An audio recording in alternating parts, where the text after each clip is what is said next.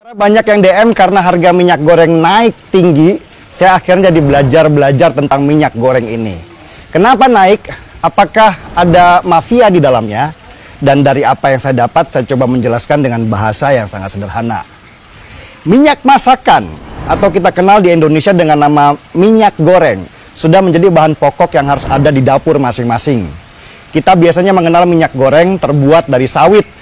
Tapi sebenarnya di dunia ini ada beberapa jenis minyak goreng yang terbuat dari buah zaitun atau olive oil, juga dari kelapa, dan ada juga yang dari bunga matahari. Tapi minyak goreng yang sangat kita kenal terbuat dari buah sawit.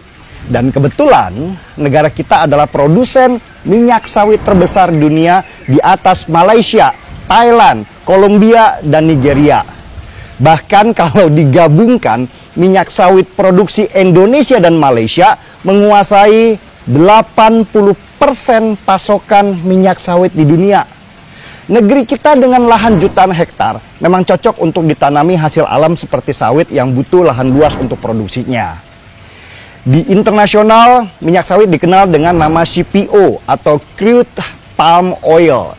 Harga belinya ditentukan oleh dunia internasional karena ternyata minyak dari sawit bukan hanya digunakan untuk minyak goreng saja, tetapi macam-macam kebutuhan di dunia seperti kosmetik, mentega, sampai BBM yang bernama biodiesel. Nah, biodiesel inilah yang kemarin membuat hubungan Eropa dan Indonesia juga Malaysia rusak.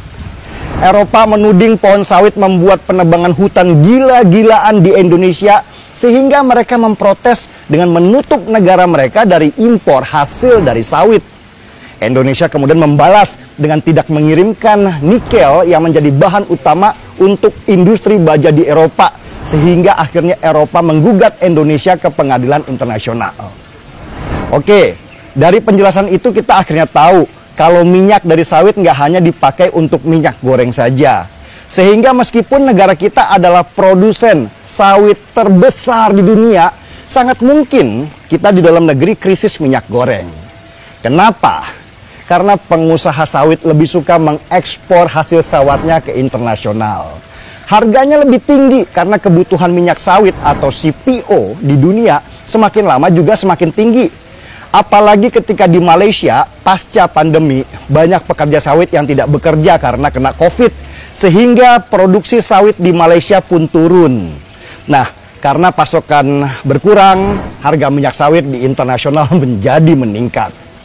Selain itu, beberapa negara yang biasanya pemasok minyak goreng dengan bahan kanola, seperti Kanada dan Argentina, panen kanolanya terganggu.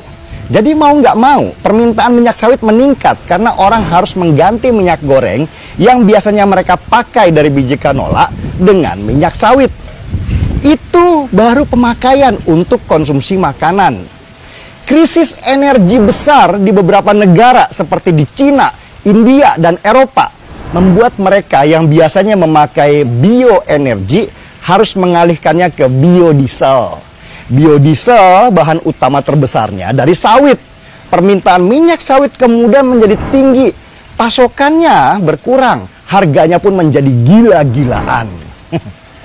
Karena permintaan di dunia internasional tinggi dan harganya juga menggiurkan, pengusaha sawit di Indonesia rame-rame ekspor untuk mendapatkan banyak cuan. Dampaknya apa? Pengusaha minyak goreng di dalam negeri nggak kebagian minyak sawit. Nah, karena kurangnya pasokan minyak sawit untuk minyak goreng inilah yang membuat harga minyak goreng kemudian naik tinggi. Apalagi mendekati Natal dan Tahun Baru, di mana konsumsi makanan juga akan tinggi-tingginya. Harga minyak goreng pasti akan naik lagi. Belum lagi ada spekulan yang nahan minyak goreng di gudang dan ingin dapat cuan besar kalau minyak goreng harganya semakin tinggi karena langka. Yang jadi korban ya emak-emak di dapur yang teriak karena uang belanja jadi berkurang sebab minyak goreng harganya semakin mahal. Jadi sebenarnya tingginya harga minyak goreng sekarang bukan karena ada mafianya, tetapi karena permintaan dunia terhadap minyak sawit sedang tinggi-tingginya dan harganya mahal, sehingga pengusaha sawit lebih senang mengekspor hasil sawitnya. Semoga penjelasan sederhana ini bisa bikin kita lebih paham apa sih sebenarnya akar masalahnya.